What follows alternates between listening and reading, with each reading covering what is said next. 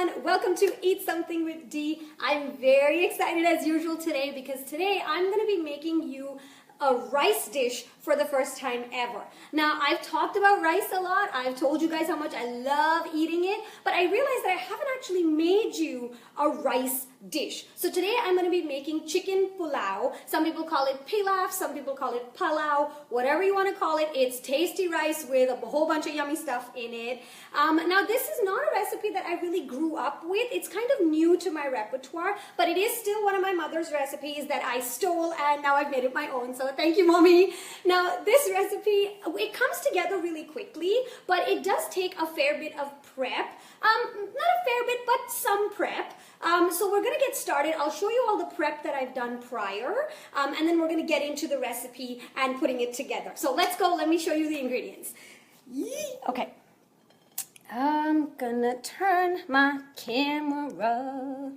Here we go. I know it looks overwhelming. There's quite a lot going on, but I'll walk you through it and hopefully it'll all make sense. So I'm gonna start right away with the rice, which goes into the pulao. Now you make the rice prior, and what I've done with the rice is I have 6 cups of cooked basmati rice, because I love basmati rice, obviously. But while I was boiling the rice, I threw in what we call our whole garam masala spices. So I've got like a stick of cinnamon there, about 1 inch or so, 4 cardamom pods in there. I don't know if you can see, about 4 to 5 cloves in there, some whole black peppercorns, and then these are bay leaves. I've been seeing on the internet that people are finding like leaves in their food and wondering what in the world they are. They're bay leaves, people. These are a very common ingredient in like Indian food, Mexican food. They're bay leaves. They're tasty, trust me.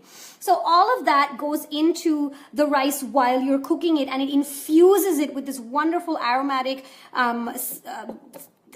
thing and flavor. Aromatic thing. These are my technical terms. Aromatic thing. All right, moving on. That's your rice taken care of. Now, the first thing I do while prepping this is I marinate my 2 chicken breasts in ginger garlic paste, about a tablespoon or so, and 1 to 1.5 teaspoons of salt, depending on your taste. You marinate this and you just put it aside, and then you can continue with all your other preps because it's going to soak up all that flavoring, you know. Now, you don't have to marinate it for like an hour or anything. 15-20 minutes is fine. It's not a big deal. And so you set that aside, and then you get to your other preps, which is parboiling about 1 cup of potatoes. Now, what parboiling means is you boil it halfway. You don't let it get all mushy like you want to make mashed potatoes. You parboil them so that they're still slightly hard, still slightly undercooked, because then they're going to cook in with the chicken and stuff later on. So about 1 cup of that. I have another 1.5 cups of chopped up onions, just very finely chopped. Usually I do pureed, but for this recipe I like the texture of just the chopped up onions. Then we've got 1/2 cup of my pureed tomatoes. Don't ask me what kind of tomatoes, whatever you like, tomatoes. Got 1/4 cup of chopped up coriander, because I love my coriander. Got a little more coriander here, roughly chopped up for garnish. And then just some 2 to 3 tablespoons of whatever cooking oil you like to cook. Coming over to this. It is a garnish, but I'll explain to you what it is because it takes a little bit of prep.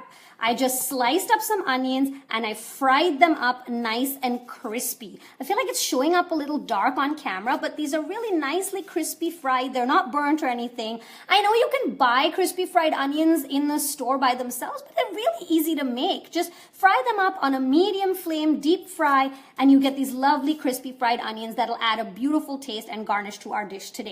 So I'm gonna just put those aside for now. We don't need them right away. Coming to our spices, just very few today. I'm gonna be using about 2 teaspoons of turmeric. I'm gonna be using 2.5 tablespoons of coriander because that's the main taste in today's dish. And I like to add about 1/2 to 1 teaspoon of red chili powder just because I like a little bit of kick in it. So that's my little modification to my mommy's recipe. So I'm gonna get started now. I've already got my onions browning up on my stove, so let me take you over and we'll get started. Hi. Okay.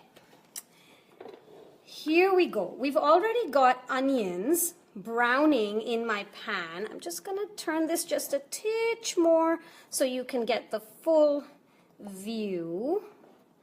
Beautiful, beautiful. Come on. All right, okay.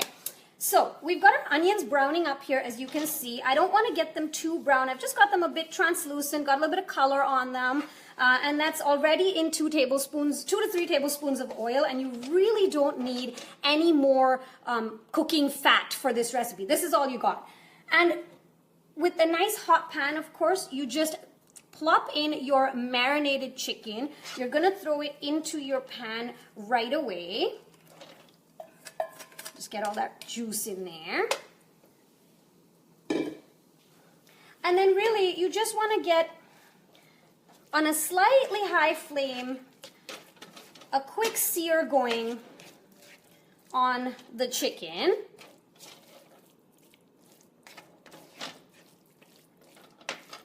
It's really just about coating your chicken nicely with your fried onions. Just kind of get it all in there. Now you see how that chicken changed color just a titch, that turned totally white? That's what we're looking for all our pieces of chicken, just to get a little sear on them on the outside. And then we're gonna, obviously, once we throw our spices and everything, we're gonna let it cook. So for now, we're just looking to get a titch of color on all our pieces of chicken. Does that make sense? A titch of color? See, all of them are getting a little sear on them. Now remember, like I said, we're gonna cook this chicken down. There's no such thing as medium rare chicken, okay? I've seen that going around on the internet too. No such thing, my friends. You need to cook chicken down all the way. So, I love that. Perfect. We've got that little sear almost on all our pieces of chicken. Let me check this one. Let me check this one.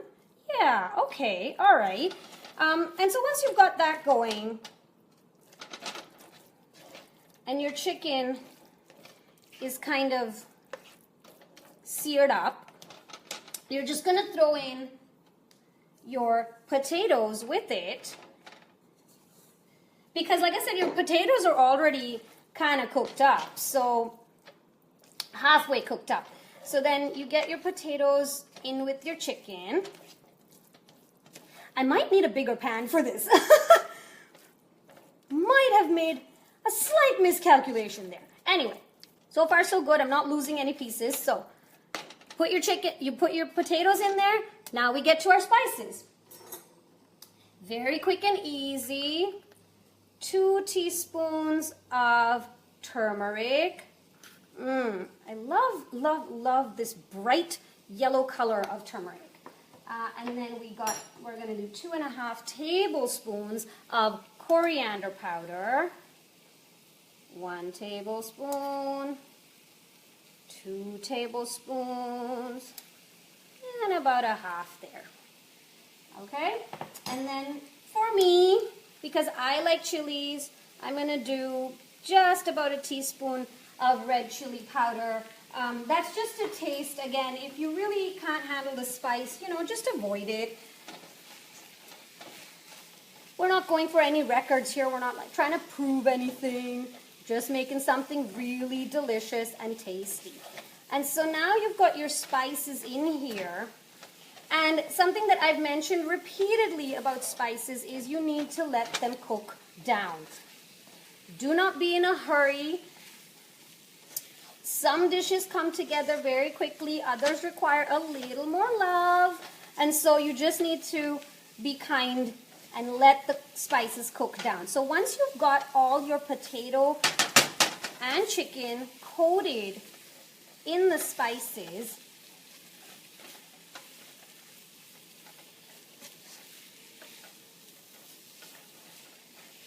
you're going to lower your flame. And as I've said before, I always have about a cup or 2 of hot water with me when I'm cooking, because hot water is better. You don't want to mix these crazy temperatures. You just want something that's already at the temperature you're cooking at.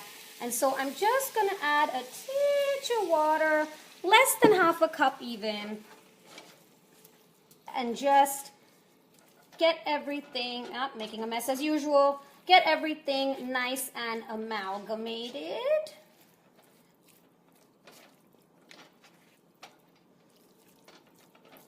Right? Oh, pretty color. Doesn't it look gorgeous? Oh, pretty.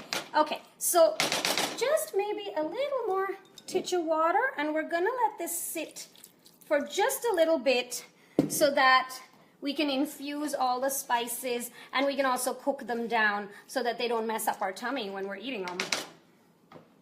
And so let me cover that off with my cover here. Perfect. And let me talk to you guys for a little bit. Now, I've mentioned a whole bunch of times that my mom is really the inspiration for anything that I do, but mostly the cooking for sure. I grew up watching her cook in the kitchen, and I've sort of made a lot of her recipes my own. And you know, once I moved to Canada, just with whatever ingredients were available, I tried to best recreate her recipes. And her recipes are a mix of like Indian and Parsi and, you know, anything else that she could get us kids to eat. And so I have a whole lot of love and respect for my mom, obviously. And she actually runs a catering business back home in Bombay in India. So if you guys are in Bombay right now, give her a shout. I'm gonna put the link to her page in the description of this video. She cooks up some amazing Parsi food. If you don't know what Parsi is, it's a long story, but we're a little community, very special. The food is really, really famous, and my mom specializes in it. So I've got a little bit of a pedigree when it comes to the cooking thing, because my mom has been doing it for years and years and years, and she's passed it on to me, and I'm very, very proud of that. So anyway, now that I've told you that story, we've had enough time for our chicken to steam up a little bit, and it's looking pretty good. So let's get back to the recipe. We've got this going. It's got a little bit of heat on it, and it seems to be bubbling up nicely. Beautiful. So at this point, all we're gonna do is add our tomato puree, which was about half a cup. I mean, if you can't puree them, like I said, you can always just chop them up really fine, and you're good to go. This is our 1/4 cup of cilantro or coriander. I'm gonna chuck that all in. Beauty. And then again, just gently put it all together. I try not to like manipulate stuff or be very rough with it, because the potatoes might break up and you'll just land up with a slurry instead of a curry. See what I did there? I just amuse myself, apparently. I don't know if anybody's laughing with me. Anyway, so we mix this all together nicely. And then once again, you're just gonna leave it alone to cook down. But this time around, what I want you to do is add enough water for your chicken to cook. So let me just rinse off my spoon here with the water. And that's just about a half a cup or so. You don't want to drown it. You don't want to make a major curry out of this. What you're doing with this is you're making the base for your pulao. So you're not making a curry, you're not making gravy, you're making something that's going to mix into and integrate with your rice. So now that you've got it to this point, essentially, you're just going to let it cook down, you're going to cover it off, and you're going to cook up the potatoes and the chicken and everything, and it's going to be this beautiful curry kind of base for your pulao. So of course, because everything is magic on live television, live Facebook, I have one cooked up already. And so let me bring that to you and show you what it looks like. Ta-da! When it's cooked down a little bit. So that's what we've got going on here. This is a bigger pan. This is easier to manipulate. So that's what it looks like when it's finally cooked down. Now, like I said, we don't have a lot of curry here. It's not a lot of gravy. It's not a lot of liquid. It's pretty much just a lot of chicken and potatoes. You got a little bit of liquid in there because we do want it to integrate with our rice really, really nicely. So at this point, it gets a little tricky because when you put rice into something mushy like this, if you fiddle around with your rice too much, it's gonna get broken up, it's gonna turn into mush. So what you wanna do is very carefully integrate your rice with this. And I'm gonna show you how, but I'm also going to grab a fork kind of apparatus. Where's my forks? Here's my forks, okay. Gonna grab a fork to do this because it is going to be easier. First, very gently, you remember the rice? Got 6 cups of rice here. Very gently, I'm going to spread my rice around. God, this is heavy. Ah. Right? Just gently add that rice in there. A little bit at a time, just a little bit at a time. Just gonna, and then again, just very gently mix it around. The thing with basmati rice is it's so wonderful and so delicious, and you really don't want to break it up because that long grain is what you're looking for in terms of texture. But also, if you do break it up too much, like I said, it'll turn to mush, and who wants mush, you know? So here I am adding the rest of my rice.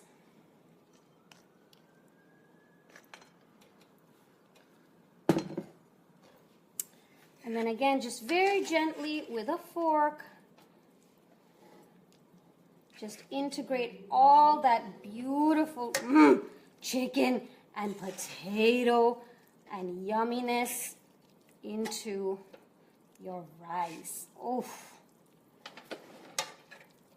Now this is a massive batch of pulao. Who wants Sunday tiffin, people? I should have and eat something with deep party, and everybody should just come over after I'm done and pig out on this deliciousness. Beautiful. See, and I'm already breaking up the potatoes and stuff. I don't want to be doing that. I'm trying to be really, really gentle, and even as I'm being gentle, it's kind of messing around with me. So in case you noticed, I did say 6 cups of rice, but I seem to have used about 5.5. So, you know, use your discretion, see how much you need. This is kind of the color and texture you're looking for. You don't want to add too much more rice in this because then you'll dilute the flavor of the curry and the chicken and the potatoes, and you don't want that either. You want every bite to be full of flavor and deliciousness. So now, luckily, I feel like I've managed to keep the rice pretty intact, and that's the whole all as far as putting together this gorgeous pulao is concerned. Now all I'm going to do is add my garnish, because what I'm going to do is I'm going to garnish it and then I'm going to let it steam a little bit so that it infuses the flavor in it. So remember our crispy fried onions here? I'm just gonna, these make me so happy. These are a childhood taste for me for sure. Crispy fried onions, beautiful. And then let's throw in a little bit of our coriander for garnish. Yeah, I love green. In case you haven't noticed with my apron. Ah, so pretty. Oh my God, I hope my mom's gonna be proud of me. Mommy, are you watching? Because this looks exactly like what you make at home. I'm so excited. And so now I'm just gonna cover this off for a little bit, just about, not even 5 minutes. Just let it infuse in there. The flame is like a medium flame, so nothing's burning. I've got my fantastic non-stick heavy bottom pan, so nothing's gonna burn in it. And just let it go for a little bit, you know. And in the meantime, I'm going to prep up a pretty little plate for you guys to see. And we're almost ready to finish up over here.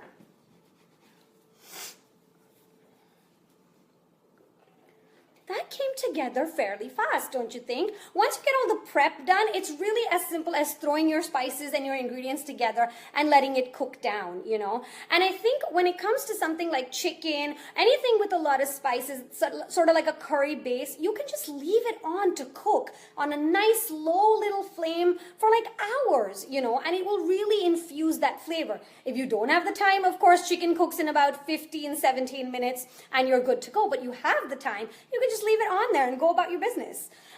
Okay, we are ready to plate. I am going to put my camera down again here.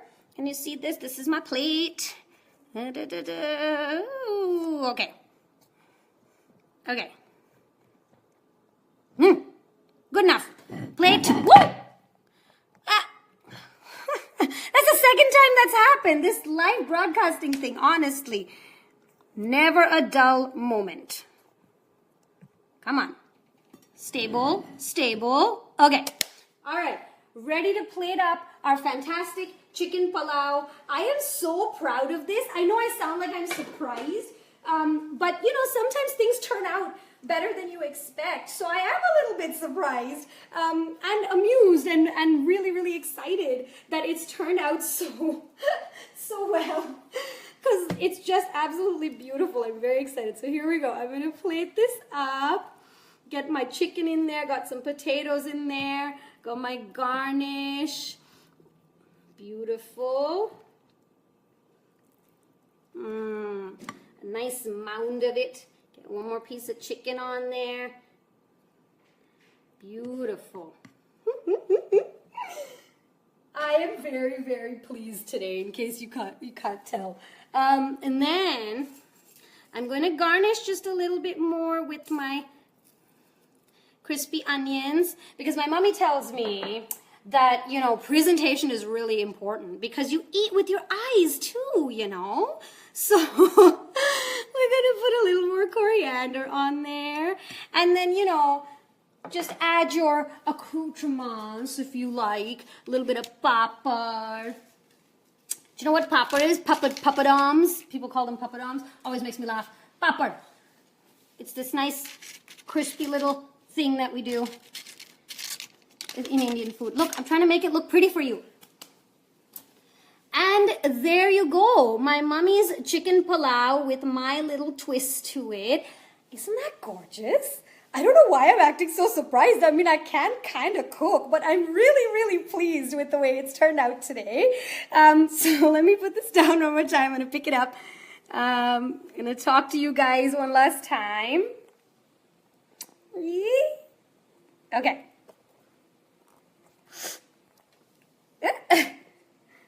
Okay, so there you go. Chicken pulao a la Dee's mummy style. I'm extremely proud of this deliciousness that I have managed to create today. I have, like I said, giant batches of this. Come on over, I'll feed you some. Thank you so much for tuning in. I hope you enjoyed this recipe and enjoy the rest of your Sunday. Keep writing in. Tell me what else you want to see and I'll cook it up for you. Thanks so much. Bye.